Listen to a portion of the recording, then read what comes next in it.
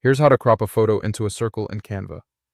Open Canva and create a design, or open an existing one where you want to use the photo. First, upload your image if it isn't already in Canva. On the left side, click Uploads, then choose Upload Files and select your photo. Once it finishes uploading, you'll see it in the Uploads panel. Now go to Elements on the left. In the search area, look for frames, or search for circle frame if that's easier. What you want is the circular frame, not just a regular circle shape, because the frame is what lets Canva crop the image for you. Click the circle frame to add it to your design.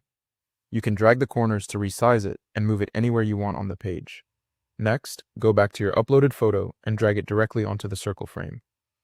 When the frame highlights, release it, and Canva will place the photo inside the circle automatically. If you want to adjust how the photo sits inside the circle, double-click the image in the frame. Then drag the photo to reposition it, and use the zoom control if Canva shows it so you can fit the image better inside the circle. Click outside the frame when you're done. If needed, you can also resize or move the circular photo, just like any other element in your design. Finally, to save it, click Share in the top right, then Download, choose your file type, and download your design. You're all set. Thanks for following along.